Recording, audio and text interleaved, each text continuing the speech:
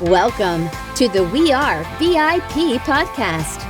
Each week, your host, Casey Hasten, Director of Recruiting at VIP, will bring you valuable insights from thought leaders, introduce you to incredible companies, and bring you tips for landing your dream job from our team of executive recruiters at VIP. And now, Casey Hasten. Welcome to the We Are VIP podcast, a podcast devoted to adding value to your career or candidate search, brought to you by VIP.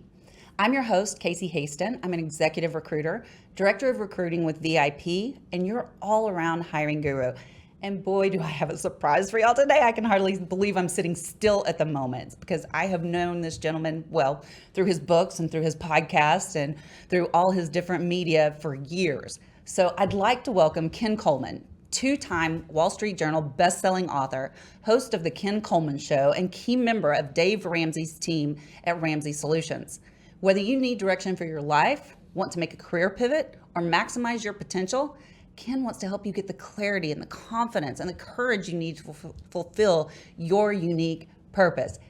Ken, this is such an honor to meet you today. No, the honor's all mine. This is a lovely studio. I'm so excited about what you and I have in common. We're aligned in so many ways. So I'm excited to be here. We have so much in common because literally like your book is like reads my life. It's so You're the real life proximity principle. It's everything I believe. You know, when I read it, I was just like, oh my gosh, I don't need to write my book now because you've already written it. It's just so amazing. Well, I'm glad to be here. Thank you so much. And you know, I've loved getting to know you through your work when you were on the Entree Leadership podcast, Dave Ramsey's podcast.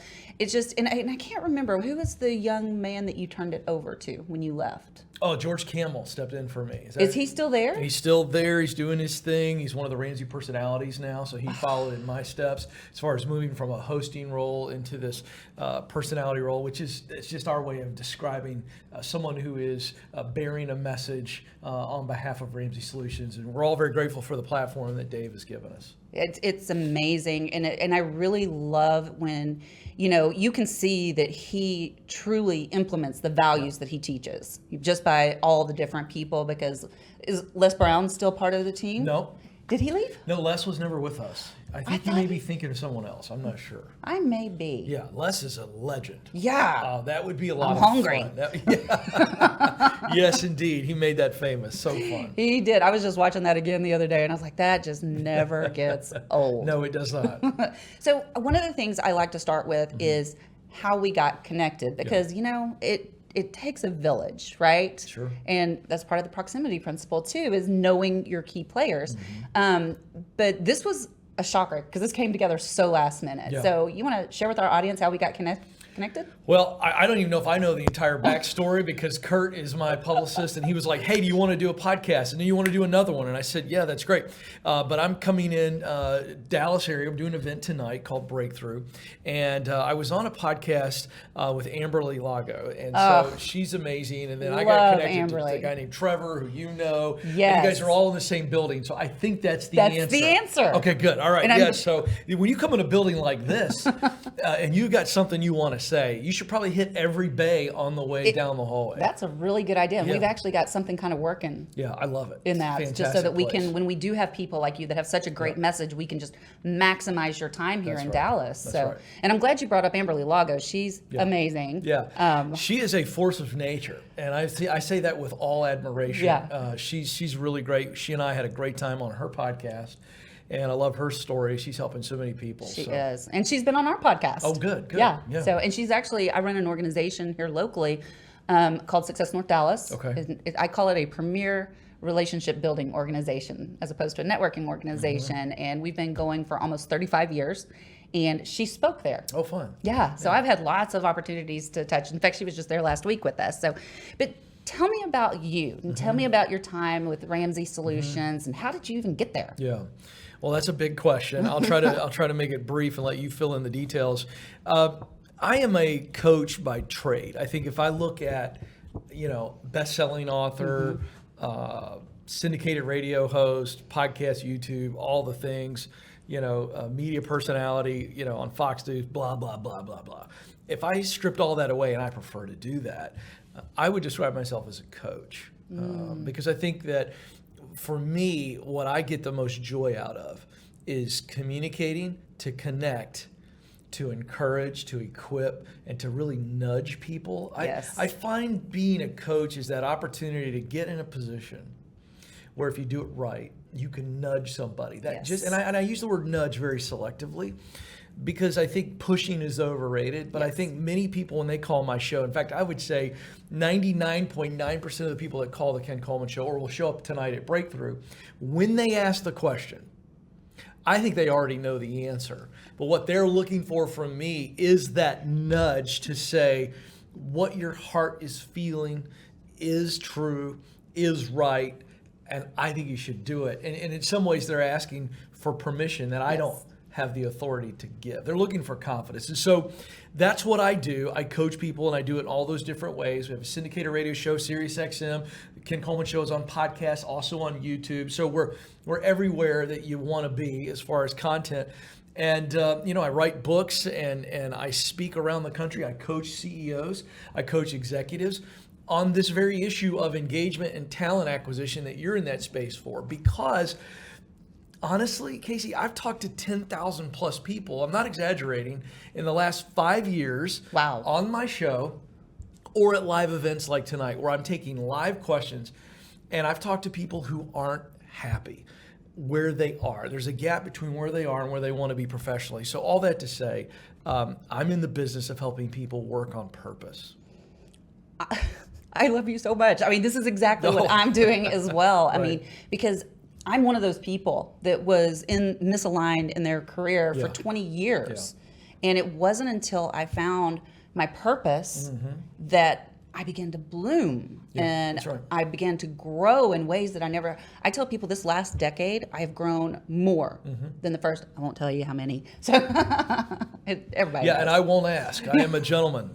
Can't do that. So you are a 2-time Wall Street Journal bestseller. And I'm just curious because, I mean, the information in this book is, as I described to you earlier, it's gold. Thank you. I mean, it is a roadmap to find your purpose. And I don't think it's easy.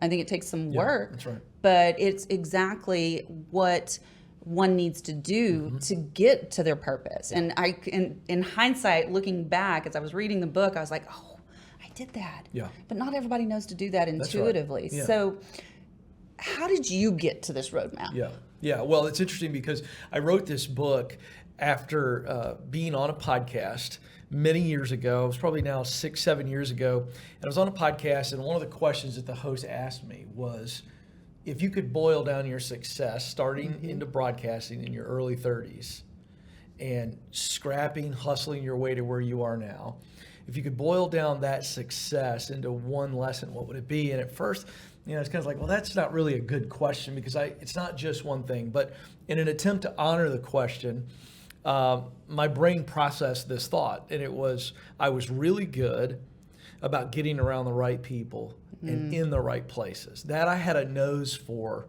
to use an old hunting dog kind of a metaphor there.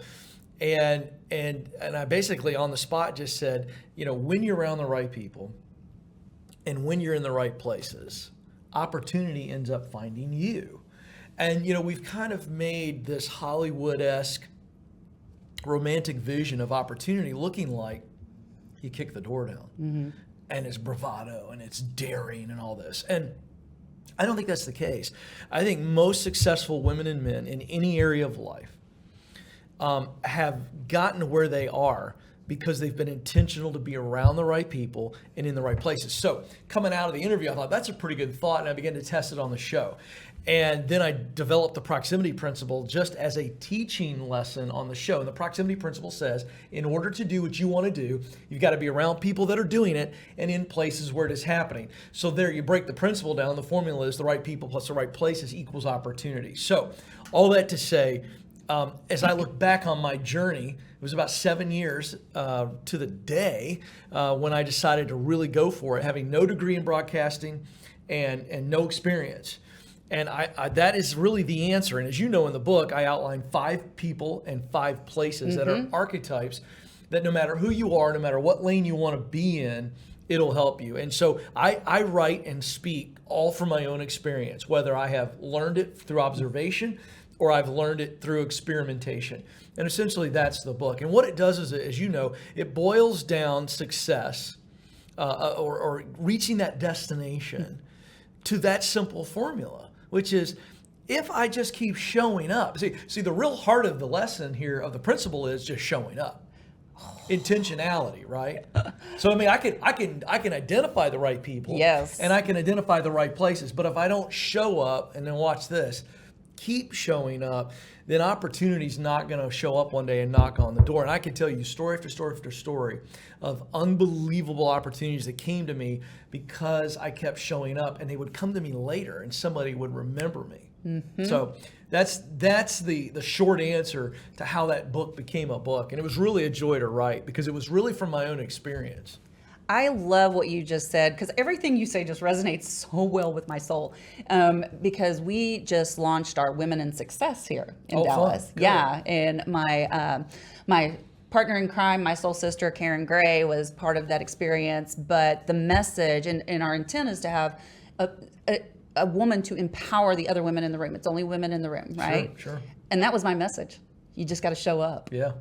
And you got to keep showing up. Yeah. And I chronicled where I had showed up at each point to get to where I was today. Yeah. And it's all because I showed up. Yeah. Well, this is a really important lesson, because certainly for millennials that are watching right now and listening in, this is very important. Certainly Gen Z. And I would also point out parents of younger people right now. So you got a lot of people, range of people watching and listening.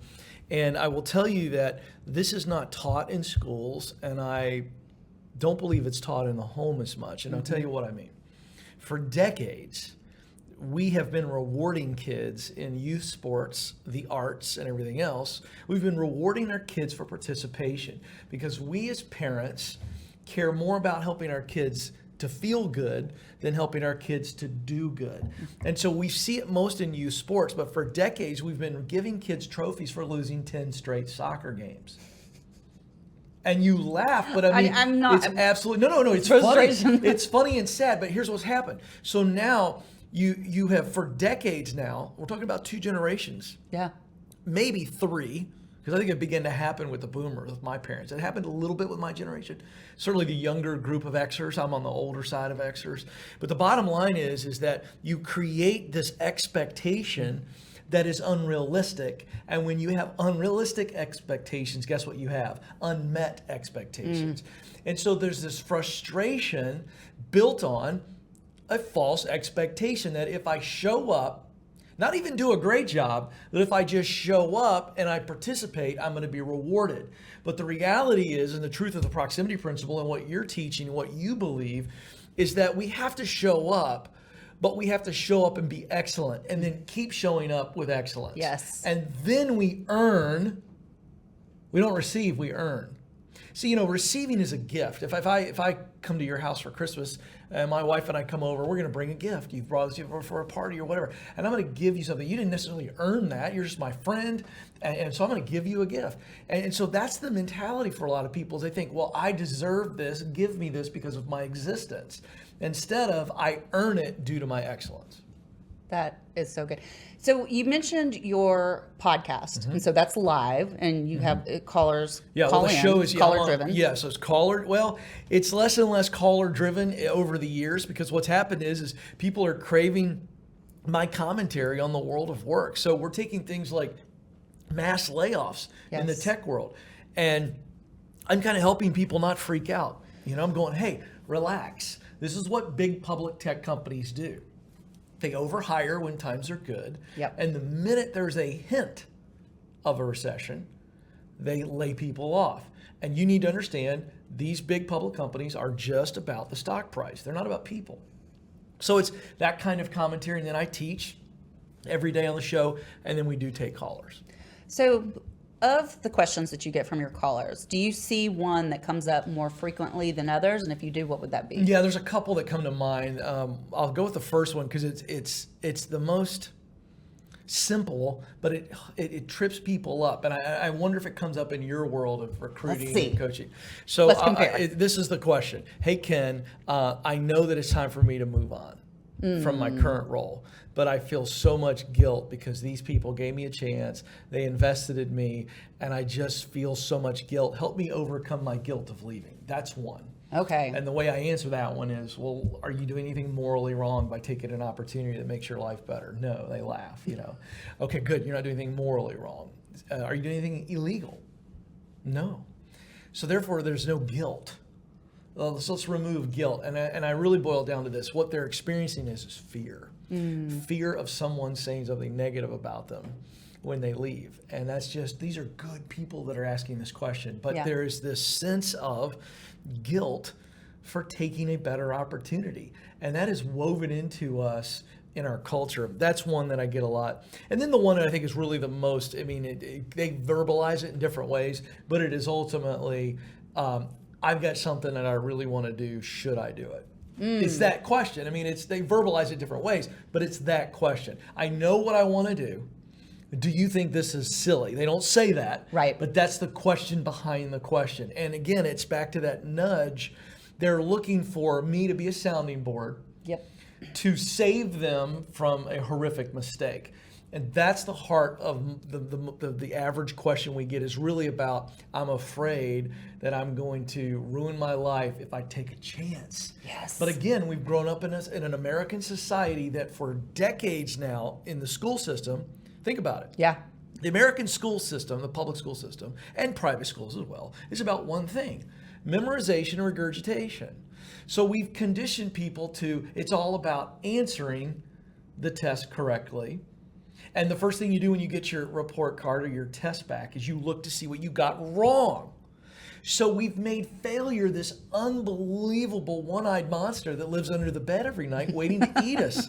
And it's like, wait. In real life, in business, you know this, failure are the stepping stones to success. There is no success minus failure. But we are conditioning human beings to go, oh, I got this many questions wrong on the test. And that's wrong. Whereas if you're going to be a successful entrepreneur, if you're going to be a successful leader, you better embrace failure, because it is only on the other side of failure that true success exists. That is so many knowledge nuggets. Oh, you're very kind. No, that is awesome. I did have a question for you, going back to the book, The Proximity Principle. And I apologize, I have not got your new book yet. That's okay. But I'll still do the dig rest into of the podcast. that one. Thank you. I'll stay here. So the new book is From Paycheck to Purpose. Yes. And when was this released? It came out in November of 21. Oh, so it has been out a while. It's been out, yeah. And this was the book that, I dove in on one specific topic here on connection, because this is a book about connection that will then open up opportunities. Yes. In the time that I wrote The Proximity Principle, I developed a 7-step process, or what I would call a clear path. At Ramsey Solutions, we're very maniacal, because of the success of Dave Ramsey's baby steps, to come up with a clear path that guides someone from point A to point B. And so I'm in the space of helping people work on purpose, make really good money, but also experience tremendous meaning. And so I wanted to come up with a very simple, clear path that if I sat down with a 16-year-old or a 17-year-old, it would be just as clear to them as it would a 66-year-old. And so From Paycheck to Purpose is a 7-step clear path. Get clear. I got to get clear on who I am, what I want to do, where I can do it, and how to get there, right? So that's get clear, step one. Stage one, it's in a race.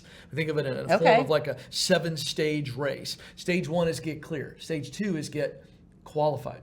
So once I'm clear on what it is I want to do, I know that's the mountain I want to climb. Now I got to get ready to climb the mountain. That's get qualified. Stage 3 is get connected, which the proximity principle is in that third stage. Connections are where progress is made, always. Stage 4 is get started. So I'm clear, I know what I want to do. I'm qualified. So while I'm getting qualified, I can be in stage 2 and 3 at the same time. I'm getting connected while I'm getting qualified. Then the opportunity comes. I get started stage 4. Now I'm on the ladder, if you will. Yep. First rung, but I'm on the ladder. And then stage 5 is get promoted. And this is where I'm on the climb. I'm climbing the ladder in stage 5. Stage 6 is I get the dream job. And the dream job is defined as simply this: you're spending the majority of your day using what you do best, talent. You've heard me say this a billion times.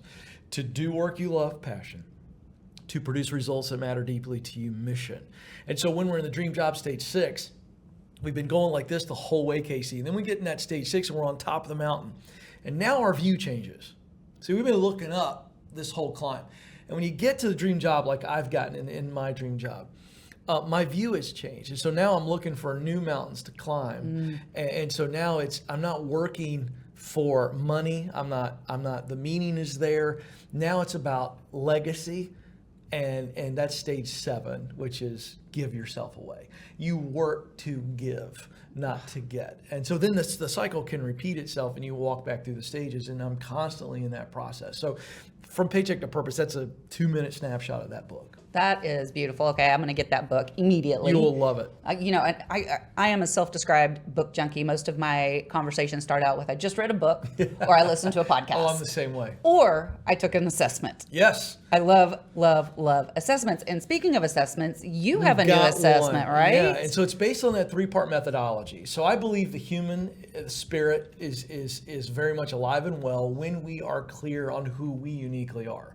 You don't have to fire yourself up if you're really clear. So the assessment measures 3 elements of every human being. Number 1, talent. Yep. This is what you do well. Yep. And I want you to think of talent just for this moment as a lump of clay. It's rich. It's got a lot of potential. But when we take talent and we begin to use it to learn, we practice, we get more training. It's like the potter taking that lump of clay, putting it on that wheel, and we turn it into something like this mug, which is very usable. So that's where you go from talent to skill. But talent is one thread inside of you. The other thread is passion. I use that word on purpose because the word passion in the Latin is pati, which means to suffer. So you will suffer for your kids. You'll suffer for your loved ones. You'll suffer for a deep, abiding goal. Yes. You just will. You'll suffer patience, rejection, failure, right? So I wanted to use the word passion for this, and this just means this is work that I love. This task or these tasks or this role, when I think about it, I get the juice, as you hear me talk about on the show all the time. I get excited thinking about it when I'm in the middle of it. Man, I'm fired up. Time has stood still. Like right now with you, there's nothing else in the world going on. This is it because I'm talking about something that I care deeply about, and I care about communicating. I enjoy communicating. So that's passion.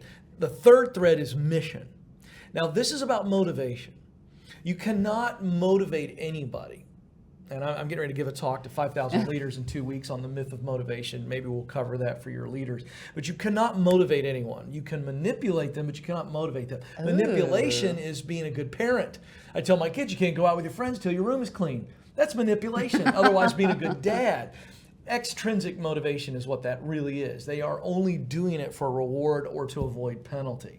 But true motivation comes from within, and it's called intrinsic motivation. And this is what I mean by mission, that third thread. What are the results that motivate you? You see, I communicate, but I don't communicate to entertain. That would be sports talk radio. I did some of that early on, or maybe acting or whatever. And that's all good. But for me, I want to communicate to encourage and equip people. It's about transformation is what I'm after. And so those results motivate me. So to wind it down into one simple sentence, if you spend most of your day using what you do best, your talent, to do work you really enjoy, passion, to produce results that motivate you and fire you up, mission, then you are on purpose. And you could be in different fields, different roles. There's multiple seats on that purpose bus, if you will, that are okay for you. And so the assessment, the Get Clear assessment, does just that. It's the greatest self-awareness tool, I believe, on the market, because it measures those 3 things, and we give you a purpose statement to where you can hold it up and you can look at it and see, this is who I am.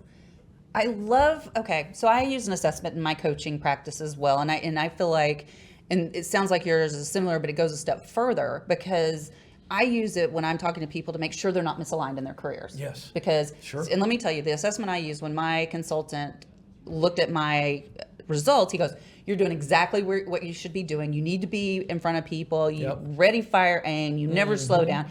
And he's like, something just for an example that you wouldn't probably be wired to do internally is be an accountant. Guess what my first career was for 20 years? Accountant. Yes. Wow.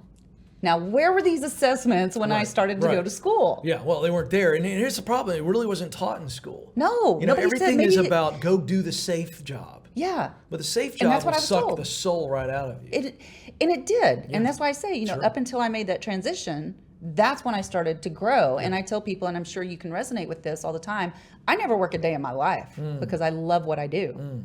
I love to get up. I don't look for the weekends. I would suggest that you actually work harder. Oh, I work pretty hard.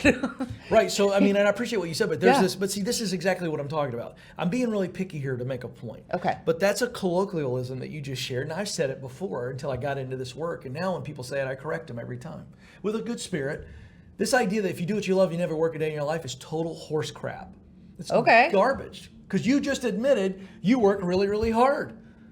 So here's the point. Here's the point. When you do what you love, you actually work harder, you work better than you would if you weren't. And so this idea that if I do it, and I get what people are saying. The heart of that phrase is, and I don't know who said it, they can't attribute to anybody. Right. But the bottom line is it's sort of wrong. And it puts out a message that, well, it's I walk in and it's like birds chirping and there's never hard. No, I think if you do what you love, you'll work harder than anybody else because you care more. That person who runs their own business, who cares deeply about the problem they're solving, they're going to work harder than anybody else. But it's that word passion that comes back again. I work harder because I'm willing to suffer to solve a problem. Remember this, every business exists to solve a problem or to meet a desire. It's one or the other. I'm either solving a problem or meeting a desire. I'll give you an example. If I'm in the plumbing business, I'm solving a problem. Pretty big freaking problems at 2 a.m. Sometimes. And my customers love me, right? Because I help their life get better. Or I could be in the beauty world where I'm helping women look beautiful, whether it be makeup, skin care, hair, the whole 9 yards. You're not solving a problem there. You are meeting a desire. And so you have to understand as an entrepreneur or anybody in business that work exists to solve a problem or meet a need. And when there's great purpose and passion in your work, you actually work harder.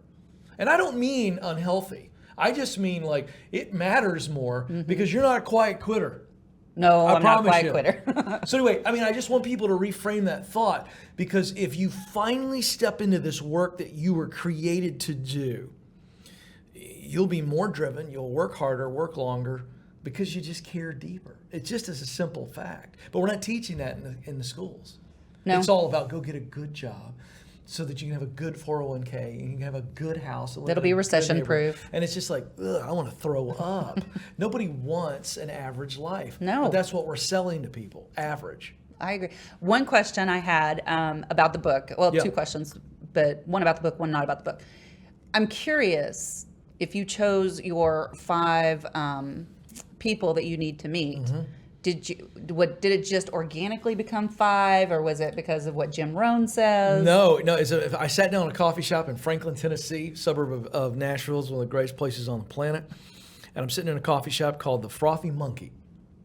And I was sitting down with a pencil and a moleskin notebook. Those are my 2 favorite instruments to create.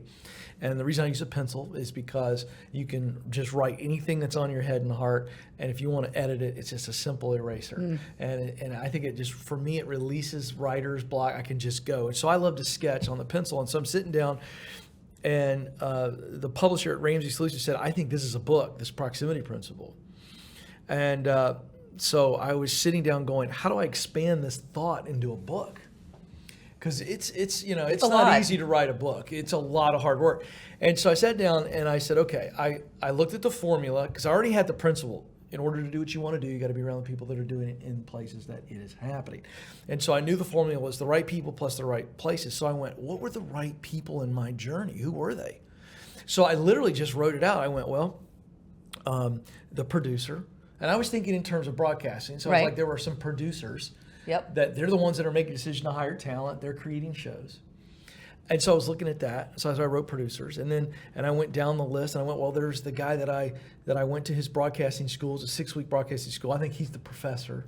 So I wrote the professor. Now, I'm a Baptist preacher's kid, so I tend to think in terms of alliteration. I can't help it. So I had 2 P's. And I was like, all right, what's the other P? So I'm giving you the inside baseball here. And I was like, well, I had some great friends in my life that really held me accountable, but also encouraged me when I got down. And those were my peers, right? And so I had the professor, I had the peer, or the peers. I had the producer.